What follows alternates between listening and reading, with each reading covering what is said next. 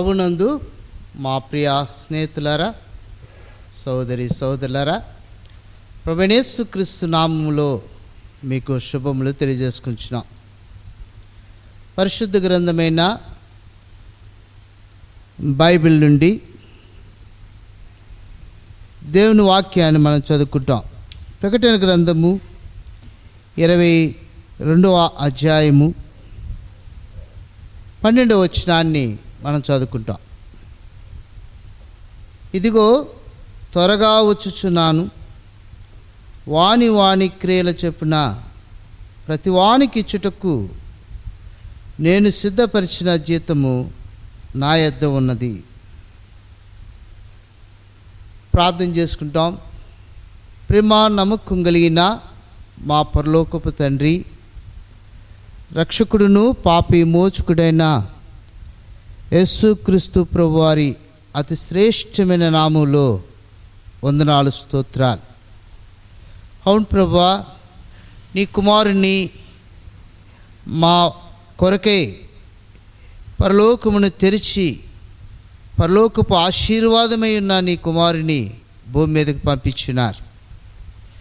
నీ కుమారుని మా పాప అపరాధముల నిమిత్తమే సిలువలో వేలాడటానికి ఇష్టపడ్డారు.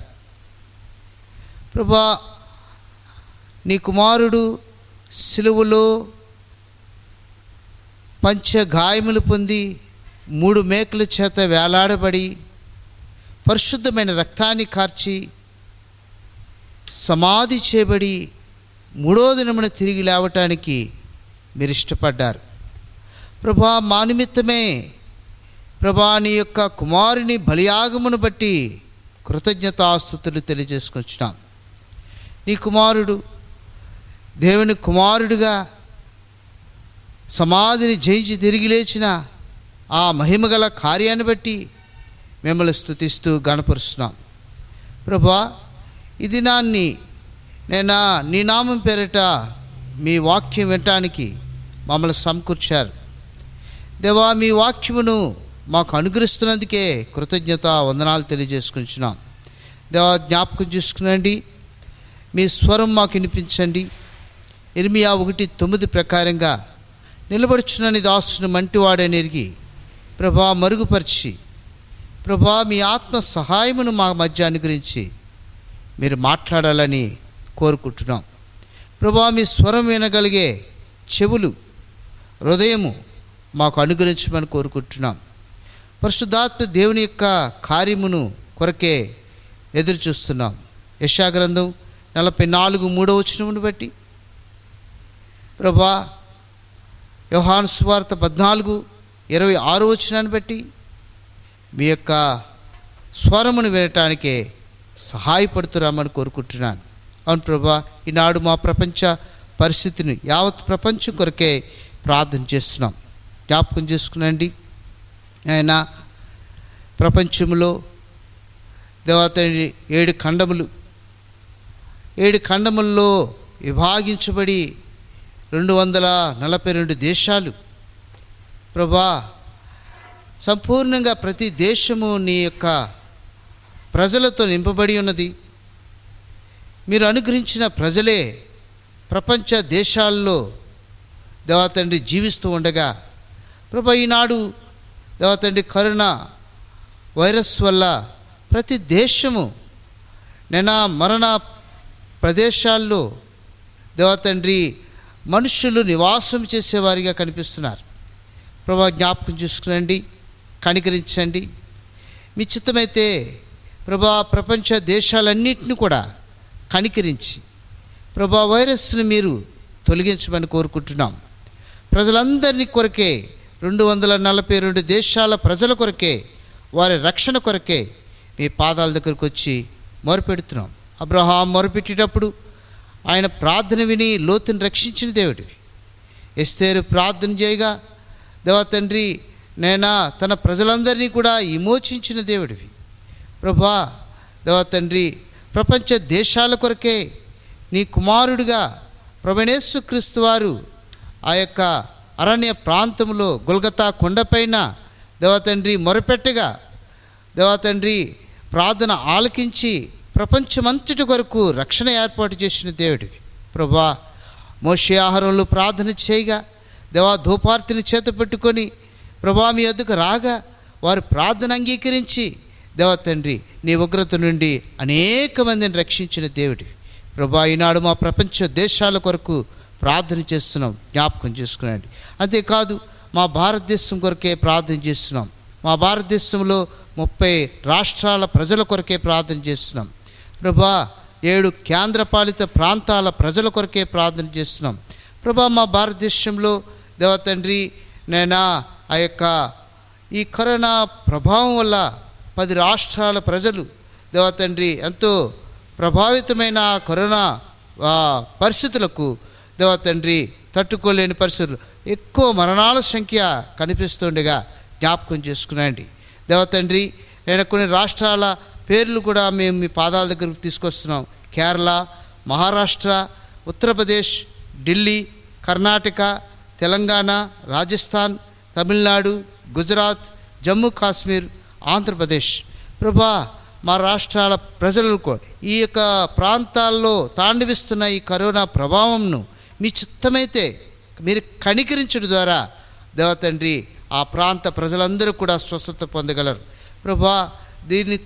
ఈ యొక్క తీర్పు నుండి దేవ తండ్రి, దేవుని తీర్పు నుండి దేవ తండ్రి మీరు ఒక్కరే అనగా దేవుడిగా మీరు మాత్రమే దాన్ని తప్పించగలరు అని ప్రార్థన చేసుకొస్తున్నాం. దయతో కనికరించండి, కృప దయచేయండి. ప్రేమ నమ్మకం కలిగిన దేవుడు నిన్ను స్వస్థపరిచి యెహోవాను నేనే అని మీరు సెలవిచ్చారు. మరలా నేను దానికి ఆరోగ్యమును కలుగజేసేదను. ఇర్మియా 33:6 ప్రకారంగా ప్రభా కనికరించి దేవా తండ్రి ప్రపంచ దేశాల ప్రజలను, మా దేశ ప్రజలను కూడా రక్షించమని కోరుచున్నాను ప్రభా. దేవా తండ్రి మా దేశ ప్రధాని గారిని మీరు రక్షించండి, ఆయనకు ఆరోగ్యం దయచేయండి ప్రభా. దేవ మంచి పరిపాలన అందించుటకు సామర్థ్యం కలిగిన పరిస్థితులన్నింటినీ కూడా సమకూర్చండి. మా రాష్ట్ర ముఖ్యమంత్రి గారిని దర్శించండి ప్రభా, రక్షణ కల్పించండి ప్రభా. మంచి ఆరోగ్యం దయచేయండి, మంచి పరిపాలన అందించుటకు సహాయం చేయండి. మంత్రి మండలి దేవ తండ్రి నేనా ప్రభా మంత్రులందరినీ కూడా మీరు క్రమపరిచి ప్రభా మీరే భద్రపరిచి క్షేమకరమైన పరిస్థితులను నెలకొల్పమని కోరుచున్నాను ప్రభా. మా రాష్ట్రంలో ఈ యొక్క తండ్రి కరోనా ప్రభావం వల్ల దేవ తండ్రి తాండవిస్తున్న పరిస్థితుల్లో దేవ తండ్రి ఆయా ప్రజల మధ్యకి వెళ్ళి పనిచేస్తున్న డాక్టర్లేమి, నర్సులేమి, దేవ తండ్రి మున్సిపాలిటీ సిబ్బంది ఏమి, పోలీస్ వ్యవస్థ ఏమి, దేవ తండ్రి నేనా అంగన్వాడీ సిబ్బంది ఏమి, దేవ తండ్రి నేనా ఆ యొక్క ఆశా వర్కర్లేమి, వాలంటీర్లేమి, ఈ రీతిగా స్వచ్ఛంద సేవా సంస్థలు కూడా వారి యొక్క పరిస్థితుల్లో దేవ సహాయకరంగా పనిచేస్తున్న వారందరిపై నీ కృప దయచేయండి. వారందరి కుటుంబాలని కాపాడండి. దేశ ప్రజలను అంతా క్షేమకరమైన మార్గంలో నడిపించండి. ప్రజలందరికీ ధైర్యం దయచేయండి ప్రభా. క్రమమైన రీతిలో దేవ తండ్రి లాక్డౌన్ దేవ పాటించి ప్రభా క్షేమకరమైన పరిస్థితులను పొందుకోగలటకు ప్రభా సహాయపడండి. మా దేశాన్ని కాపాడి రక్షించమని కోరుకుంటున్నాం ప్రభా. ఈ సమయంలో మీ లేఖన భాగం నుండి మీ వాక్యమును మాకు అనుగ్రహించి ప్రభా మీరే మాకు సహాయపడమని, మీ రాజ్యం కొరకే సిద్ధపరచమని యేసుక్రీస్తు ప్రభువారి అతి శ్రేష్టమైన నామంలో స్తుతించి వేడుకొంచున్నాం తండ్రి. యెహోవానైనా నేను మార్పు లేని వాడనుగాన, యాకోబు సంతతి వారగు మీరు లయము కాలేదు. యాకోబు సంతతి వారగు మీరు లయము కాలేదు.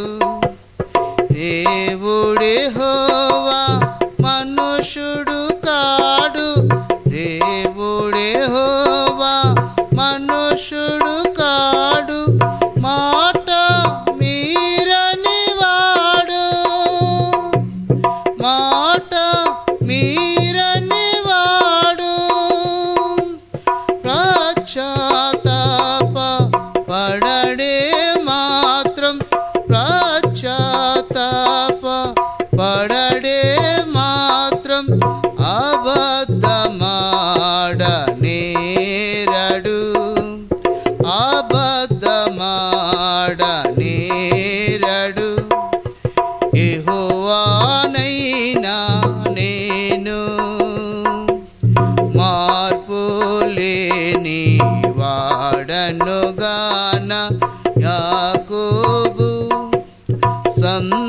సంతతి వారగు మీరు లయము కాలేదు. యాకోబు సంతతి వారగు మీరు లయము కాలేదు. నా దాసుడైన దావీదు నిమిత్తం, నా దాసుడైన దావీదు నిమిత్తం, నాదు నిమిత్తమును, నాదు నిమిత్తమును ఈ పట్టణమును కాపాడి రక్షింతు, ఈ పట్టణమును కాపాడి రక్షింతు. వేరు తన్ని వారెదుగుదురు, ఏరు తన్ని వారెదుగుదురు. యెహోవానైనా నేను మార్పు లేని వాడనుగాన, యాకోబు సంతతి వారగు మీరు లయము కాలేదు. యాకోబు సంతతి వారగు మీరు లయము కాలేదు. యాకోబు దేవుని నామము నిన్ను, యాకోబు దేవుని నామము నిన్ను ఉద్ధరించునుగాక, ఉద్ధరించునుగాక. ఆపత్కాల మందున నీకు, ఆపత్కాల మందున నీకు ఉత్తరము నీచునుగాక, ఉత్తరము నీచునుగాక. యెహోవానైనా నేను మార్పు లేని వాడనుగాన, యాకోబు సంతతి వారగు మీరు లయము కాలేదు. యాకోబు సంతతి వారగు మీరు లయము కాలేదు. మహిమాయంతటి పైన తనదు, మహిమాయంతటి పైన తనదు. వితాన మేఘము నిలచు, వితాన మేఘము నిలచు. సియోను నందలి ప్రతి స్థలమందు, సియోను నందలి ప్రతి స్థలమందు ప్రభావ మహిమ ప్రజ్వలించు, ప్రభావ మహిమ ప్రజ్వలించు. యెహోవానైనా నేను పోలేని వాడనుగాన, యాకోబు సంతతి వారగు మీరు లయము కాలేదు. ప్రియమైన సహోదరి సహోదరులారా, పరిశుద్ధ గ్రంథమైన బైబిల్ నుండి మరొకసారి దేవుని వాక్యాన్ని చదువుకుంటాం. ప్రకటన గ్రంథము 22వ అధ్యాయము 12వ వచనాన్ని మనం చదువుకుంటాం. ఇదిగో త్వరగా వచ్చుచున్నాను, వాని వాని క్రియ చెప్పున ప్రతి వానికి ఇచ్చుటకు నేను సిద్ధపరిచిన జీతము నా యొద్ద ఉన్నది. ప్రియమైన సోదరి సోదరులరా, పరిశుద్ధ గ్రంథములో ప్రకటన గ్రంథము చాలా గంభీరమైన గ్రంథం. ప్రవచన గ్రంథము అని పిలువబడే ప్రకటన గ్రంథం పూర్వం దర్శన గ్రంథము లేక ప్రవచన గ్రంథం అని భక్తులు దీన్ని పలికేవారు. అయితే ప్రకటన గ్రంథము చాలా ప్రాముఖ్యమైన గ్రంథం. ఎందుకంటే ప్రవక్త ద్వారా చెప్పబడిన విషయాలు, రాబోయే సంగతులు, జరగబోయే సంగతులు దృష్టాంతముగా ఇవి కనిపిస్తూ చెప్పబడుతున్న గ్రంథం ఇది. ఈ గ్రంథంలో చాలా విషయాలు మనం ధ్యానం చేయగలిగితే కనుక దేవుని గురించి మనం సంపూర్ణంగా ఎరిగిన వారమవుతాం. అవును పిల్లరా, ఈ ప్రకటన గ్రంథాన్ని చదువువాడు, ఇనువాడు ధన్యుడు. వాటి ప్రకారంగా నడుచువాడు కూడా మరింత ధన్యుడు. అవును పిల్లరా, ప్రేమగల దేవుని మాటలు మనకు బయలుపరుస్తూ ఉన్నవి.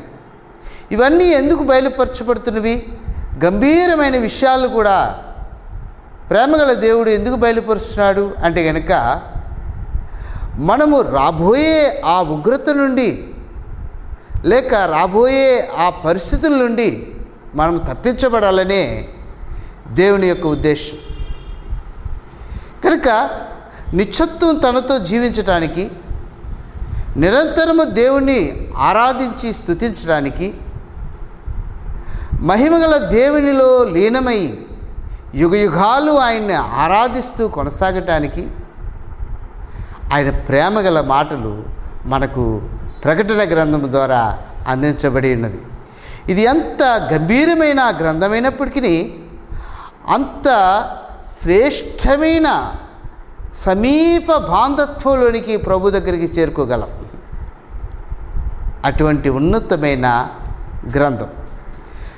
ఆయన 22వ అధ్యాయం 12వ వచనంలో ఆ యొక్క 10వ వచనంలో చూస్తే కనుక ఈ లోకంలో దాని పరిస్థితులు ఎలా ఉన్నవి అంటే కనుక అన్యాయస్తుడిగా జీవిస్తున్నాడు, న్యాయంగా జీవించేవాడు న్యాయంగా జీవిస్తున్నాడు, అపవిత్రుడిగా జీవిస్తున్నాడు, పవిత్రుడిగా జీవిస్తున్నాడు. అయితే జీవించని వాటన్నిటికీ ఒక దినాన్ని తీర్పు ఉన్నది. పవిత్రుడిగా జీవించిన వానికి జీతం ఉన్నది, అపవిత్రుడిగా జీవించిన వానికి జీతం ఉన్నది. ఈ రెండు వ్యత్యాసాలని బయలుపరుస్తూ దేవుడు మనతో మాట్లాడుతూ ఉన్నాడు. ఇదిగో నేను త్వరగా వచ్చుచున్నాను, వాని క్రియ చొప్పున ప్రతి వానికి ఇచ్చుటకు నేను సిద్ధపరిచిన జీతము నా యొద్ద ఉన్నది అని ప్రభు మాట్లాడుతున్నాడు. అవును పిల్లారా, ఆయన త్వరగా వచ్చుచున్నాడు. త్వరగా వస్తున్నాడు. ఎందుకు వస్తున్నాడు అంటే కనుక భూమి మీద ఏ చెట్లు కొరకు, బలమైన మృగాల కొరకు, గంభీరమైన సముద్రము కొరకు, లేక ఉన్నతముగా కనిపించే పర్వతాల కొరకు ఆయన రావటంలే. ఆయన ఎందుకొరకు వస్తున్నారు అంటే కనుక తన సృజించిన మానవుని కొరకు వస్తున్నాడు. సమస్తము ఆయన సృష్టే, భూమియు దాని సంపూర్ణత ఆయనవే, ఆయనకే మహిమ కలుగుచున్నవి. దేని నిమిత్తమైతే ఈ సృష్టిని అంతటినీ సృష్టించాడు, ఎవరి నిమిత్తమైతే ఈ సృష్టిని అంతటినీ సంరక్షించి పోషిస్తున్నాడు, ఆ మనిషి కొరకు ఆయన తిరిగి రాబోతున్నాడు. అవును, ప్రకటన గ్రంథము 16వ అధ్యాయము 16వ వచనంలో ఈ రీతిగా రాయబడి ఉన్నది.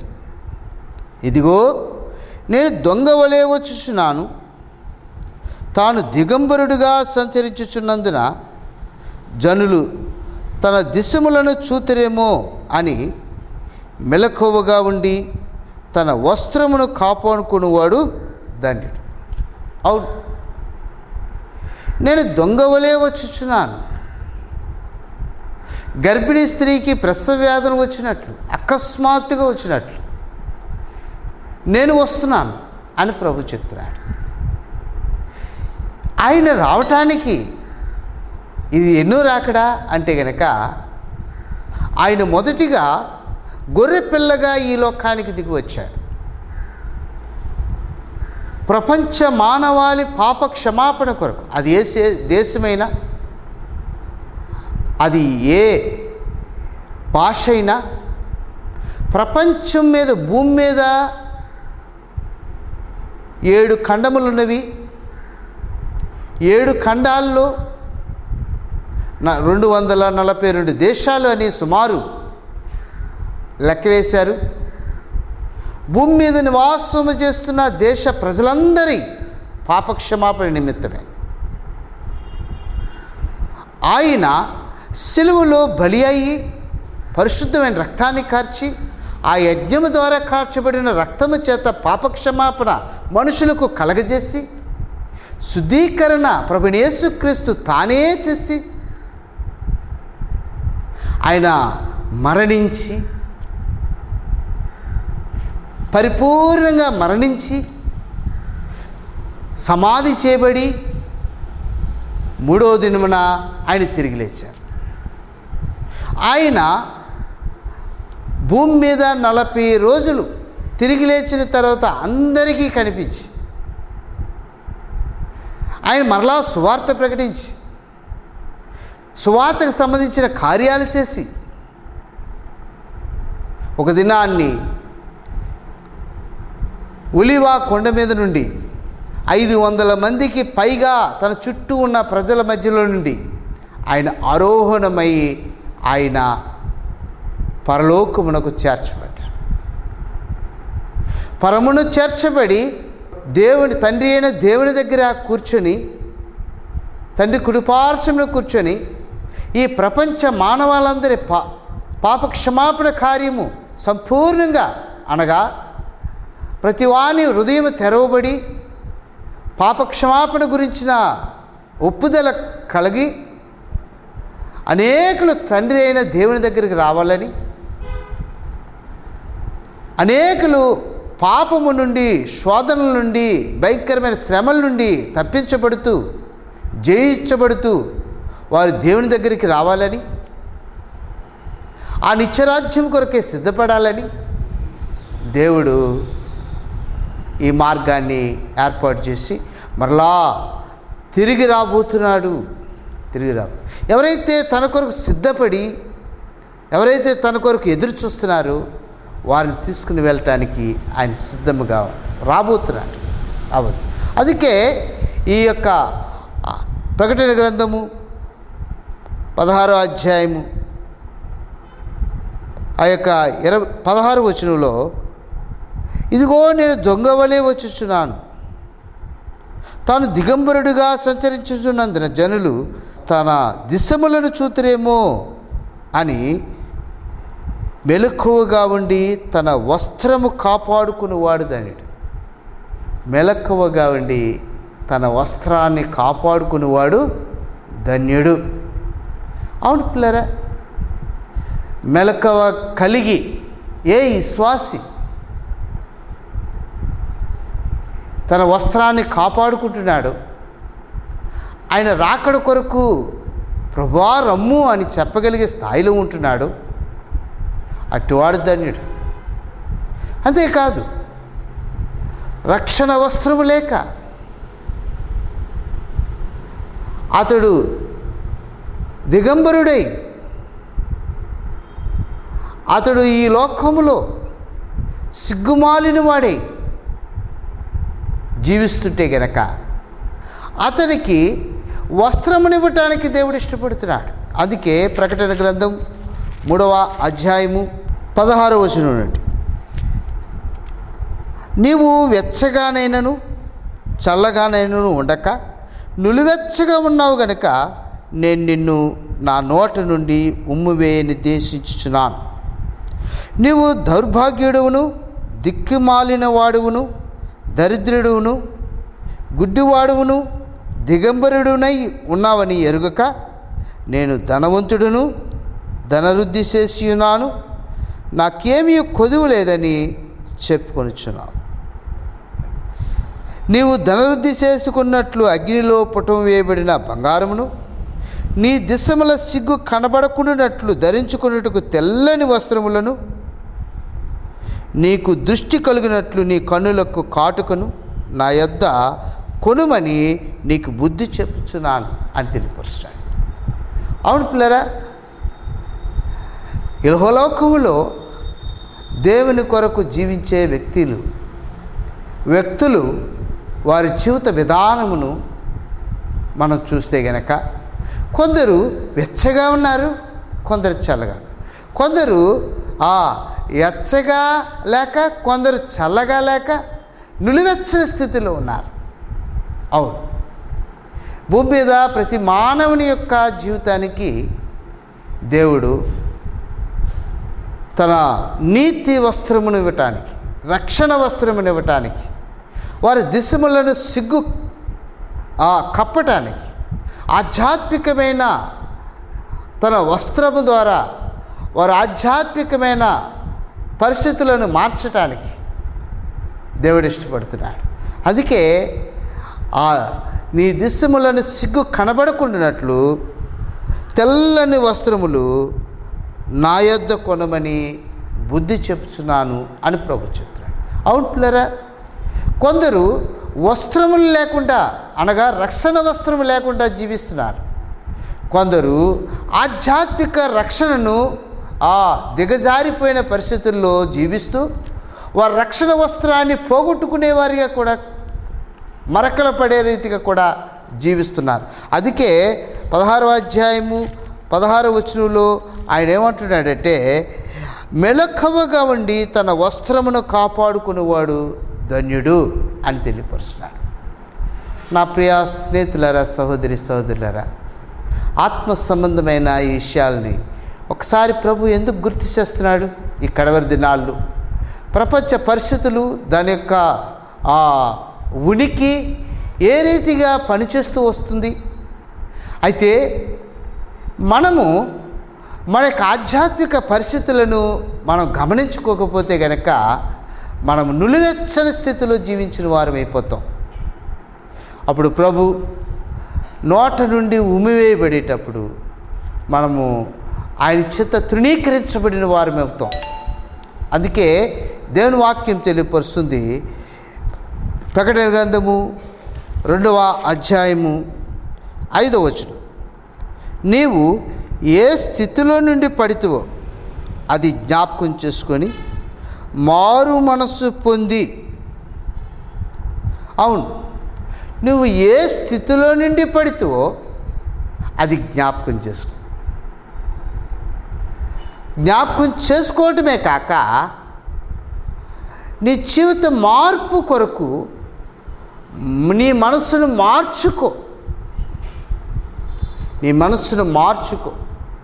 ప్రభు పలుకుతున్న ఈ మాటలు, ప్రభు ప్రకటిస్తున్న ఈ యొక్క సందేశం నీ నా ఆధ్యాత్మిక జీవితములకు ఎంతో ఉపయోగకరం.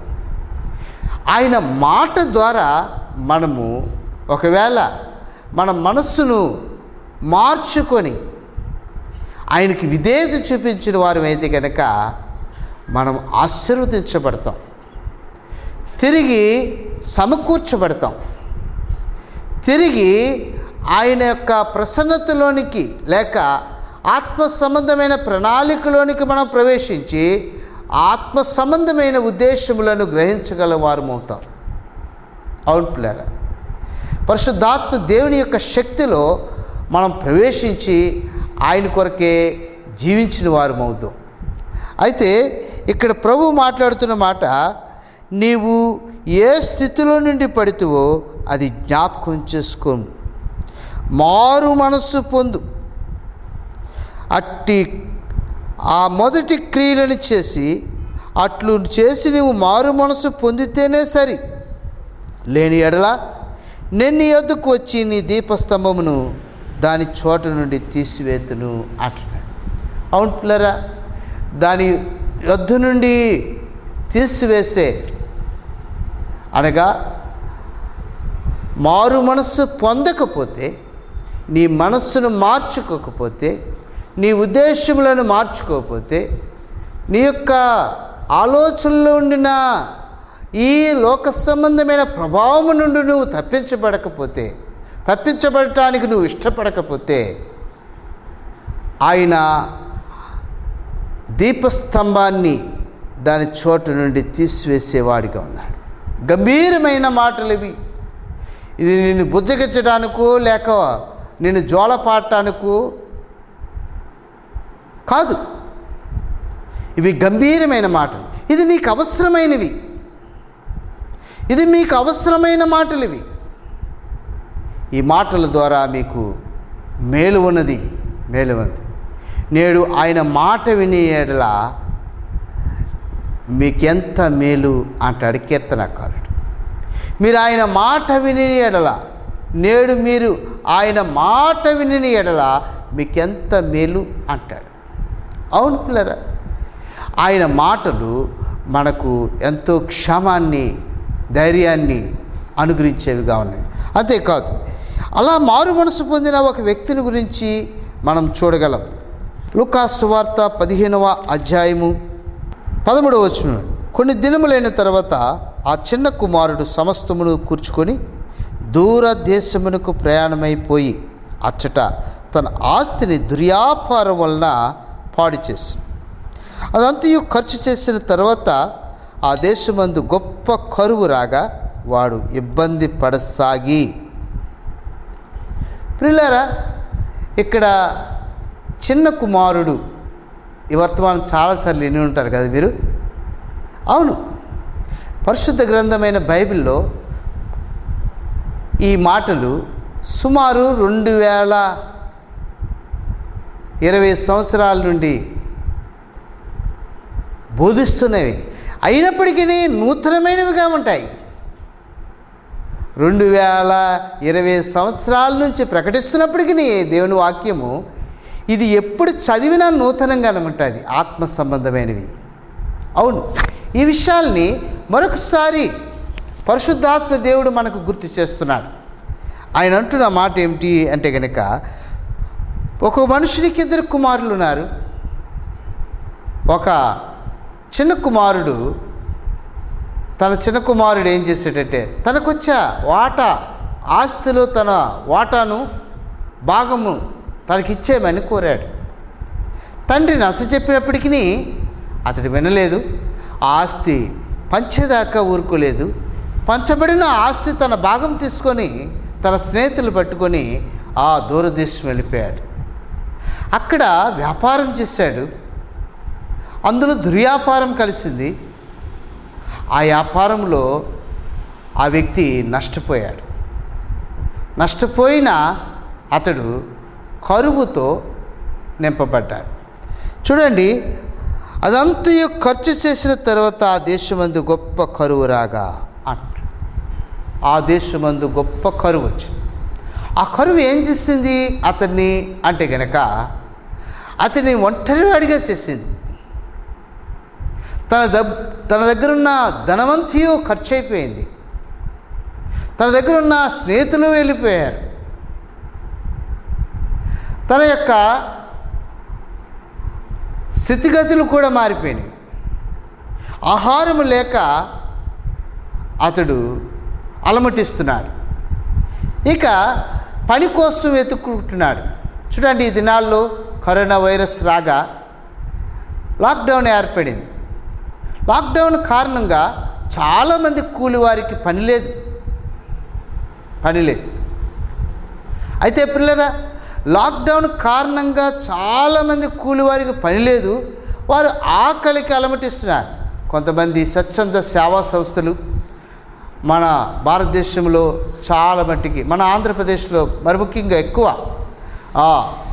చాలామంది ప్రేమతో ఏం చేస్తున్నారంటే తమ దగ్గరున్న డబ్బు, తమ దగ్గరున్న పరిస్థితులు ఖర్చు పెట్టి సహాయం చేస్తూ వస్తున్నారు. ఎందుకంటే పని చేసుకోవటానికి కూలి పని లేదు కనుక కూలి రాదు కనుక ఇబ్బంది పడసాగుతున్న పరిస్థితుల్లో కొంత ఊరట కలిగిస్తున్నారు కొంతమంది ప్రేమ గలవారు. అయితే ఇక్కడ అతనికి పని దొరకక, ఆహారం దొరకక, అసలే కరువు దేశం, ఆ దేశం అందు కరువు వచ్చింది. ఇక కరువు వచ్చేటప్పుడు ఇక ఎవరు పెట్టగలరు? అవును, ఇప్పుడు ఒక పక్క కరువు, ఒక పక్క పని దొరకక అతను కలిగి ఉన్న పరిస్థితులు బట్టి చూస్తే కనుక అతని తల వెంట్రుకలు, మంచుకు తడిసిన వెంట్రుకలు ఏ రీతిగా గెడ్డ కట్టి, లేక పిచ్చుక ఈకలలాగా, లేక ఆ యొక్క కోడి ఈకల్లాగా, పక్షి ఈకల్లాగా తయారైపోతాయో అలా తయారైన తన ముఖ కవలికలు చూస్తే కనుక బక్క చిక్కిపోయిన ఆ పరిస్థితులు కనిపిస్తున్నవి. తన వస్త్రములు చూస్తే చిరిగిపోయిన బట్టలు కనిపిస్తున్నవి. ఇక తన పొట్ట భాగము చూస్తే కనుక ఆకలికి అలమటించి కొన్ని దినాల నుండి ఆహారం లేక పొట్ట భాగము కూడా లోపలికి వెళ్ళిపోయినగా కనిపిస్తున్నాయి. తన కాళ్ళు చూస్తే కనుక వణుకుచున్న ఆ కాళ్ళులాగా కనిపిస్తూ ఉన్నాయి. ఒక పక్షి కాళ్ళు ఏ రీతిగా ఉంటాయో అలాగున్నవి. నిజంగా అతను టోటల్ ఆకారమును చూస్తే చాలా దీనాతి దీనమైన పరిస్థితుల్లోనికి వచ్చేసాడు. ఇతడు ఒక పాపి, తన పాపములో తన జీవితాన్ని నష్టపరుచుకున్న ఒక వ్యక్తికి సాదృశ్యంగా ఉన్నాడు. అవును పిల్లరా, ఉన్నంతసేపు చాలా తృప్తిగా, తీయగా, సుఖముగా ఉంటుంది ఈ లోకము, దాని యొక్క పరిస్థితి. కానీ దాని యొక్క పరిస్థితులు మారేటప్పుడు ఆ మనిషి జీవితం ఎలా ఉంటుందంటే అవన్నీ అతన్ని ఒక దినాన్ని విడిచిపెట్టి వెళ్ళిపోతాయి. కోరికలు, ఆశలు, సమృద్ధైన శరీర సంబంధమైన జీవితము, ఇవన్నీ ఒక దినాన్ని తనని విడిచిపెట్టి వెళ్ళిపోయిన తర్వాత ఆ వ్యక్తి యొక్క జీవితం ఎలా తయారవుతుంది అంటే కనుక కళ్ళల్లో నుంచి నీరు రావటానికి కూడా అతని శరీరము సహకరించని పరిస్థితులు ఉంటుంది. కన్నీరు ఏరులయ్యి పారుతున్నప్పటికీ నేను కన్నీటితో జీవిస్తున్నానన్న అవగాహన లేని కోపములోనికి, నిరుత్సాహంలోనికి అతడు కృంగిపోయి వెళ్ళిపోతాడు. చిన్న కుమారుడి యొక్క పరిస్థితి కూడా అలా ఉన్నది. పాపంలో జీవిస్తున్న నీ పరిస్థితి కూడా అలా ఉన్నదేమో ఒకసారి ఆలోచించు. అవును పిల్లరా, పాపి పాపమునకు దాసుడు. పాపము తన మీద ప్రభుత్వం చేస్తుంది. పాపము నిన్ను పట్టుకుంటుంది. బైబిల్ వాక్యాలు ఇవి. అవును, నీ పాపములో నిన్ను పట్టుకోవడానికి అనేకమైన పరిస్థితులు ఉన్నవి. ఈ లోకంలో ఉన్న దాన్ని ప్రేమింపకుడి అన్నాడు ప్రభు. ఎందుకు అంటే కనుక శరీరాశ, నేత్రాశ, జీవపడంబు. ప్రియులరా, ఆదామును కవ్వించిన, ఆ అవ్వను కవ్వించిన ఆ పండులో 3 లక్షణాలు ఉన్నవి. అది అందమైనది, నేత్రాశ, అది ఆహారమునకు మంచిది, శరీరాశ, అది రమ్యమైనది, జీవపడం. అవును పిల్లరా, ఈ 3 ఆ పండులో నిమగ్నమై ఉన్నవి. ఈనాడు ప్రపంచాన్ని ఆ ఒక్క పండు ఆనాడు ఆదాము తినేసి అక్కడ పడేసాడేమో తెలియదు, కానీ ఇంకా అది బతికే ఉంది. ఈనాడు ప్రపంచాన్నే ఆ ఆశల ఉర్రేతలు ఊగిస్తూ ప్రపంచ మానవాళిని ఎన్నో భాగాలుగా అది పరిపాలన చేస్తూ ఉన్నది.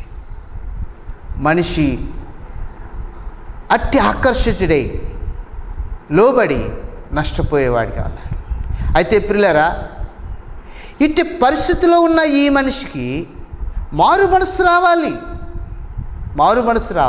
మారు మనసు కలగకపోతే గనక ఆ మనిషి జీవితానికి ఇక నూతన జీవితం లేదు. అతని యొక్క పరిస్థితుల నుంచి అతను విడుదల పొందలేడు. అతడు తిరిగి బాగు చేయబడటానికి అవకాశం లేదు. అందుకే బైబిల్ తెలియపరుస్తుంది, నువ్వు ఏ స్థితిలో పడితేవో ఆ స్థితిని జ్ఞాపకం చేసుకొని మారు మనస్సు పొందు అంటున్నది. అవును, చిన్న కుమారుడు పని కోసం వెతుక్కుంటూ వెళ్తుంటే ఒకచోట పని దొరికింది. ఆ పని దొరకగా ఆ పని ఏమిటి అంటే కనుక పందులు మేపుతున్న పని. సరే, ఏదో ఒక పని దొరికింది అనుకొని ఏం చేశాడంటే ఆ పనికి కుదిరాడు. చాలా దినాల నుండి ఆకలితో బక్కచిక్కిపోయిన తన శరీరము, ఆశతో ఎదురు చూస్తున్న తన ప్రాణము, విశ్వాసము లేక తన ఆకలి కొరకే ప్రయాసపడుతున్న తన పొట్ట ఇక ఏం చేసిందంటే పొట్టు తింటున్న పందుల వైపు చూసింది. ఇక ఆ పొట్టును తిందాము అని దగ్గరికి వెళ్ళేటప్పటికి ఆ పందులు అతనికి దొరకకుండా అవే తినివేస్తున్నాయి. బుడ్డగించి అతన్ని ఇసిరివేసినవి అంతే. ఒక పక్కన పడి ఏడుస్తూ అతడు కలిగి ఉన్న స్థితి ఏంటంటే ఒక్కసారి తనకు మనస్సు వచ్చి తన తండ్రి ఇల్లు గుర్తుకొచ్చింది. అక్కడ లూకాసు వార్త 15వ అధ్యాయము 17వ వచనంలో, అయితే బుద్ధి వచ్చినప్పుడు వాడు, నా తండ్రి యొద్ద ఎంతమంది కూలివాండ్ర కన్నము సమృద్ధిగా ఉన్నది, నేనైతే ఇక్కడ ఆకలికి చచ్చిపోతున్నాను.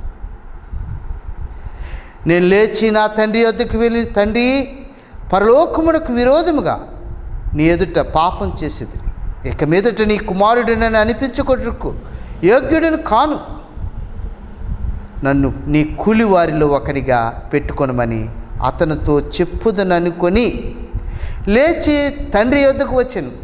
అవును పిల్లరా, తన మనసులో వేదన పరిస్థితులు ఒక్కసారి అలా పక్కన పెట్టి, నేను ఈ స్థితికి రావడానికి కారణం ఏంటంటే కనుక కనికరమంతుడైన నా తండ్రి దగ్గర నుండి నేను వచ్చేసాను, ఇదే దానికి కారణం. కనుక నేను నష్టపోతున్న పరిస్థితులు బట్టి మరలా తిరిగి నా తండ్రి దగ్గరికి వెళ్తాను. నా తండ్రితో నేను ఒప్పుకుంటాను, తండ్రి, పరలోకపు తండ్రికి నేను విరోధంగా ఉన్నాను, నీకు విరోధంగా జీవించాను, ఇదిగో నేను పాపం చేశాను గనుక నన్ను క్షమించి నీ కుమారుడిగా నన్ను చేర్చుకోవద్దు. నీ ప్రజలు, నీ చుట్టూ ఉన్న ప్రజలు, పనివారు చాలామంది ఉన్నారు, ఆ పనివారిలో ఒక్కడిగానైనా సరే నన్ను అంగీకరించండి. నీ దగ్గర ఎంతో క్షేమం ఉంది, నీ దగ్గర ఎంతో మేలుంది, నీ దగ్గర ఎంతో సమాధానం ఉంది, నెమ్మది ఉంది, ఆహారం ఉంది, అది చాలు నాకు. ఏ పూట కా పూట నేను జీవించటం, నీ దగ్గర జీవిస్తే చాలు, నాకు ఎంతో నెమ్మది కలదు. కనుక ఇక నేను ఎన్నటికీ అటువైపు పోను అని తన మనస్సులో అనుకొని తన తండ్రి దగ్గరికి బయలుదేరుతాడు. అవును పిల్లరా, దేవుని వాక్యం కూడా కీర్తన గ్రంథము ఆ యొక్క 32వ అధ్యాయంలో ఈ రీతిగా రాయబడి ఉన్నది. ఈ రీతిగా ఒక మనిషి తన యొక్క మనస్సులో తీర్మానం చేసుకున్నది దేవుడు చూస్తాడు. 32వ అధ్యాయం 5వ వచనం, నా దోషమును కప్పుకొనక నీ ఎదుట నా పాపమును ఒప్పుకుంటుని, యెహోవా సన్నిధిని నా అతిక్రమములు ఒప్పుకొందును అనుకుంటుని, నీవు నా పాప దోషమును పరిహరించి ఉన్నావు. ఒప్పుకొందును అనుకుంటుని, కానీ నా పాప దోషములను పరిహరించి ఉన్నావు. దావీదు తన అనుభవంలో నుండి దైవ ధ్యానంగా కలిగిన అనుభవాన్ని గుర్తు చేస్తున్నాడు. ప్రభు ఎదుట, దేవుని ఎదుట ఆ రీతిగా ఒప్పుకోవటానికి ఇష్టపడిన వ్యక్తి జీవితంలో నుంచి ప్రభు కోరేది ఈ మనసునే కోరుతాడు, ఈ మనసునే కోరుతాడు. అవును పిల్లారా, కనుక ఈ మనస్సులో నుంచి వచ్చే ఆ స్వభావం కొరకు దేవుడు ఎదురు చూస్తున్నాడు. ఈ మనస్సును నువ్వు కలిగి ఉన్నావా? ఈ మనస్సుతో ప్రభు దగ్గర రావటానికి ఇష్టపడుతున్నావా? అవును పిల్లరా, దేవునికి కావాల్సింది ఏమిటో తెలుసా? నువ్వు తీసుకొచ్చే ఎండి బంగారాలు కావు, నువ్వు తీసుకొచ్చే ధన సంపదలు కావు. కుమారుడా, నీ హృదయమును నాకేమో, సామెతల గ్రంథంలో రాయబడి ఉన్నది. కుమారుడా, పాడైపోయిన నీ హృదయాన్ని, దోషంతో నింపబడిన నీ హృదయాన్ని, అతిక్రమములతో నింపబడిన నీ హృదయాన్ని నాకిమ్ము. అయ్యో ప్రభువా, పాడైపోయిన నా హృదయాన్ని ఏం చేస్తారు మీరు? ఏం చేసుకుంటారు? దోషములతో నింపబడిన నా హృదయాన్ని ఏం చేసుకుంటారు? అతిక్రమములతో నింపబడిన నా హృదయాన్ని ఏం చేసుకుంటారు? అయ్యో ప్రభువా, ఇట్టి హృదయం నీకు ఇవ్వలేను ప్రభువా అని చాలామంది నలిగిపోతున్నారు. కానీ నా ప్రియ సహోదరుడా, సహోదరి, ఆ హృదయాన్నే ప్రభు కోరుతున్నాడు. అటువంటి హృదయాన్నే దేవుడు కోరుతున్నాడు. ఆ హృదయం కొరకే ప్రభు చూస్తున్నాడు. ఆ హృదయం కలిగిన వ్యక్తివి నువ్వే. బయట ప్రపంచానికి చాలా తేటగా కనిపిస్తున్నావు, కానీ నీ హృదయ మార్పును ప్రభు కోరుకుంటున్నాడు. నిజంగా నలిగిన హృదయంతో నువ్వు వస్తే గనక దేవుడు ఇష్టపడుతున్నాడు, దేవుడు స్వీకరించినాడు. తన యొద్దకు వచ్చి వారిని ఎంత మాత్రమును ఆయన త్రోసివేయవాడు కాదు.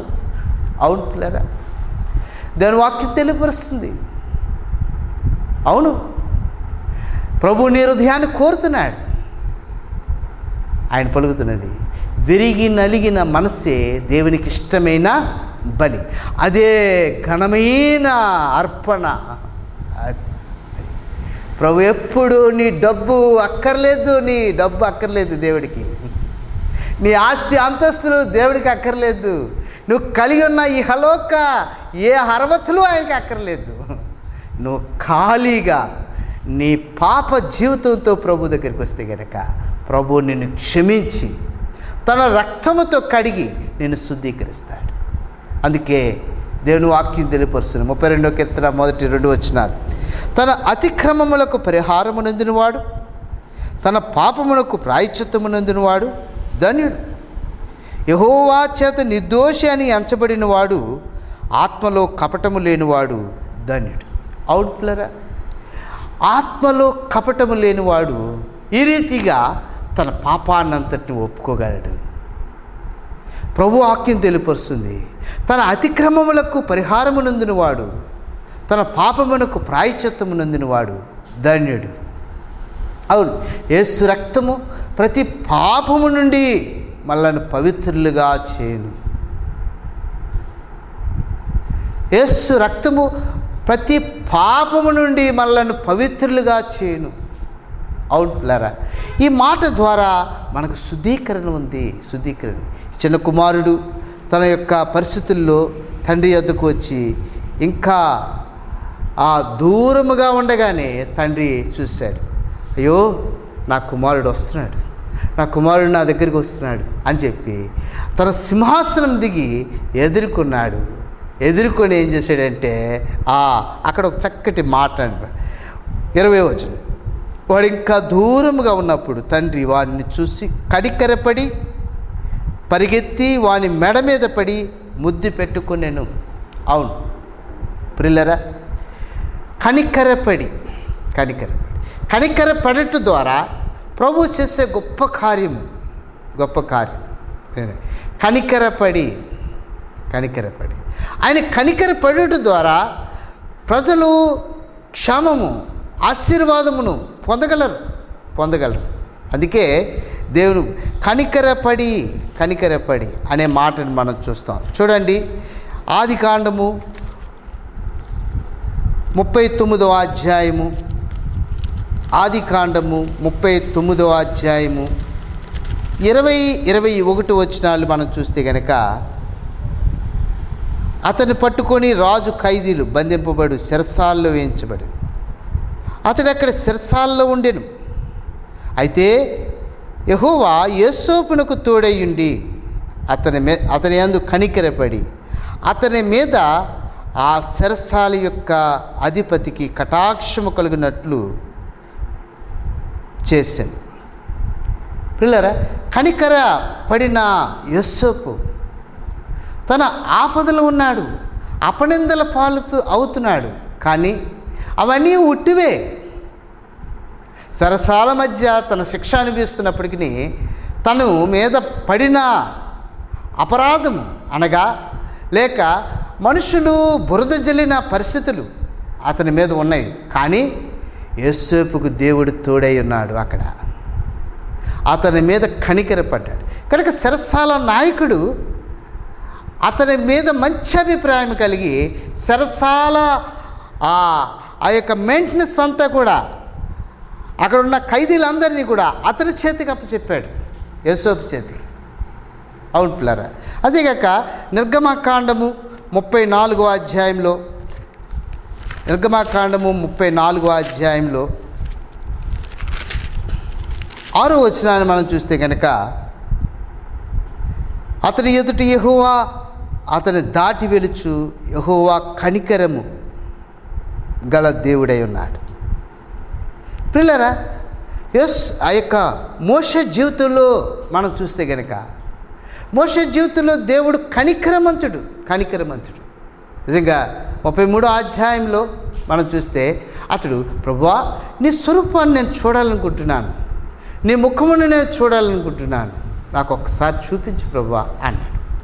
అయితే ఏ మనిషి నన్ను చూసి బతకలేడు, కానీ ఇదిగో నా కనికరాన్ని బట్టి నేను నిన్ను కటాక్షించున్నాను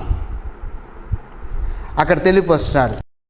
33వ అధ్యాయము 19వ వచనం, ఆయన నా మంచితనమంతియు నీ ఎదుట కనిపరిచెదను, యెహోవాను నామము నీ ఎదుట ప్రకటించెదను, నేను కరుణించి వారిని కరుణించెదను, ఎవని యందు కనికరపడదునో వాని యందు కనికరపడదును.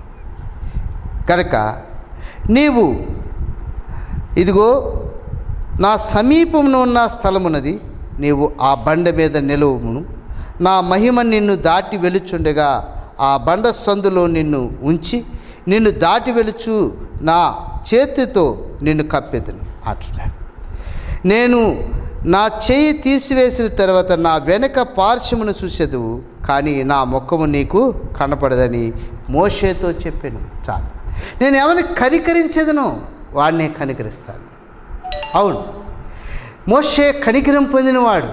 ఆయన మహిమను చూడటానికి దేవుడు అవకాశం అనుగ్రహించినాడు. అవకాశం.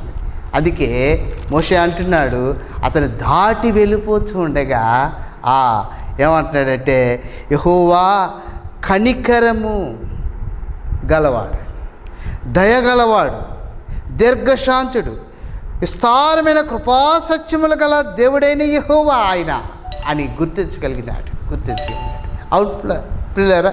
అంతేకాదు 2 సమూయేలు గ్రంథము ఆ యొక్క 22వ అధ్యాయము 51వ వచనం, నీవు నియమించిన రాజునకు గొప్ప రక్షణ కలగజేయవాడు, అభిషేకించిన దావీదునకు అతని సంతానమునకును నిత్యము కనికరము చూపువాడు.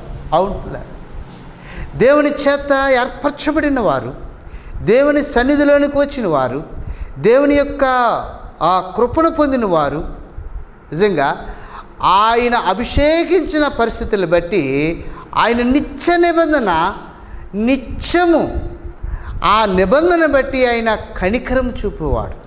అక్కడ తెలియపరుస్తాడు, నిత్యము కనికరము చూపువాడవు. అభిషేకించిన దావీదుకును అతని సంతానమునకును నిత్యము కృపను చూపువాడు, లేక కనికరము చూపువాడు. కనికరం ఆ వచనాన్ని మనం చూస్తున్నాం. అవును పిల్లరా.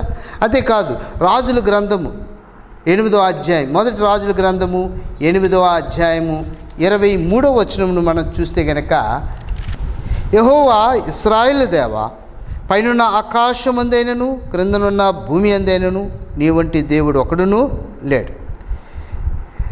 పూర్ణ మనస్సుతో నీ దృష్టికి అనుకూలముగా నడుచుకొను నీ దాసుల విషయమే నీవు నిబంధనను నెరవేర్చు, కనికరము చూపించు ఉండువాడవై ఉన్నావు. కనికరమును చూపించు ఉండువాడు, నీ నిబంధనను నెరవేర్చేవాడు, నెరవేర్చే విషయంలో నీ నిబంధన నెరవేర్చిన నీ ప్రజల వెడల నిత్యము నీ కనికరము చూపించేవాడు అని సొలొమోను చెప్పగలుగుతున్నాడు.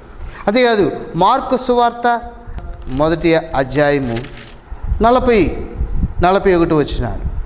ఒక కుష్ఠరోగి ఆయన యొద్దకు వచ్చి ఆయన ఎదుట మోకాలు నీకు ఇష్టమైతే నన్ను శుద్ధినిగా చేయగలవని ఆయనతో చెప్పి ఆయన వేడుకొనగా ఆయన కనికరపడి చేయి చాపి వాడిని ముట్టి నాకు ఇష్టమే, నీవు శుద్ధుడు కమ్ము అని వానితో చెప్పాడు. చూడండి, కుష్ఠరోగంతో సమాజం బయట కూర్చొని సమాజానికి దూరంగా ఉండి ఇక ఏమాత్రం సమాజంతో జీవిస్తున్న ఒక వ్యక్తితో ప్రభు మాట్లాడుతున్న మాట, ప్రభువా మీకు ఇష్టమైతే నన్ను శుద్ధినిగా చేయండి, నన్ను బాగు చేయండి అని పలుకుతుంటే ప్రభు ఇస్తున్న మాట, నాకు ఇష్టమే, నువ్వు శుద్ధుడు కావు. ప్రియా సోదరుడా, ప్రభు దగ్గరికి ఈ మనసుతో వస్తే కనుక ప్రభు ఏమంటున్నాడంటే నేను శుద్ధినిగా చేయడానికి ఇష్టం. పౌలు ఏమంటున్నాడంటే తెలియక అవిశ్వాసం వల్ల చేసింది కనుక నేను కనికరింపబడితే అంటున్నాడు. తన పరిచర్య కొరకు నన్ను నియమించిన నా దేవుడు యేసు ప్రభు వారు కనికరమంతుడు. తెలియక అవిశ్వాసం వల్ల చేశాను, ఇప్పుడు క్షమించబడ్డాను కనుక ఇప్పుడు ఆయన కనికరాన్ని పొందాను, ఆయన పరిచర్య చేయటానికి నన్ను అర్హునిగా చేశాను. అవును పిల్లరా, మనం చూస్తూ వస్తున్నాం. యోసేపు జీవితంలో కనికరం సంపాదించుకున్నాడు, దేవుని కనికరాన్ని సంపాదించుకున్నాడు. రెండోదిగా దావీదు తన యొక్క మోషే దేవుని యొక్క కనికరాన్ని సంపాదించుకున్నాడు. దావీదు దేవుని కనికరాన్ని సంపాదించుకున్నాడు. సొలొమోను దేవుని కనికరాన్ని సంపాదించుకున్నాడు. సొలొమోను యొక్క ప్రజలు దేవుని కనికరాన్ని సంపాదించుకున్నారు. ఆ యొక్క కుష్ఠరోగి దేవుని కనికరాన్ని సంపాదించుకున్నాడు. చిన్న కుమారుడు దేవుని కనికరాన్ని సంపాదించుకున్నాడు, కుమారత్వాన్ని సంపాదించుకున్నాడు. తర్వాత ఆ యొక్క పరిచర్యని సంపాదించుకున్న పౌలుని మనం చూసాం, 7 అంతలుగా కార్యాన్ని చూస్తున్నాం. నిజంగా తెలియక అవిశ్వాసం వల్ల చేసే తిమోతికి రాసిన పత్రిక ఆ యొక్క 1 తిమోతికి రాసిన పత్రిక 1వ అధ్యాయం 13వ వచనంలో పౌలు చెప్తున్న మాట ఏమిటంటే తెలియక అవిశ్వాసం వల్ల చేసేది కనుక కనికరింపబడితే అంటున్నాడు. కనుక నా ప్రియ సహోదరుడా, ప్రభు ప్రేమతో పిలిచే పిలుపు. దినాలు చూస్తే ఎలా ఉన్నాయో తెలియదు, ప్రపంచ పరిస్థితులు చాలా తారుమారుగా ఉన్నవి. మారు మనస్సు కలగజేసుకొని మార్పు చెందిన హృదయంతో ప్రభు పాదాల దగ్గరికి వస్తే నీ గత పాపములన్నిటినీ క్షమించి తన రక్తంతో కడిగి పరిశుద్ధపరిచి నిన్ను శుద్ధీకరించి ఆ రాజ్యం కొరకే నిన్ను సిద్ధపరుస్తాడు. వస్తావా? ప్రభు నిన్ను దీవించును గాక. ప్రేమగలిగిన తండ్రి, రక్షకుడైన ప్రభువా, యేసుక్రీస్తు ప్రభు వారి శ్రేష్టమైన నామములో మీకు వందనాలు. ఇదిగో నేను త్వరగా వచ్చుచున్నాను అని మీరు సెలవిచ్చారు కనుక ఆ మాట ప్రకారంగా ఈ కొన్ని మాటలు వాక్యునే నీ ప్రజల జీవితంలో ఆశీర్వాదకరంగా మార్చి ప్రభువా మంచి జీవితం కొరకే వారిని సిద్ధపరచండి. యేసు నామమున స్తుతించి వేడుకొంచున్నాం తండ్రి.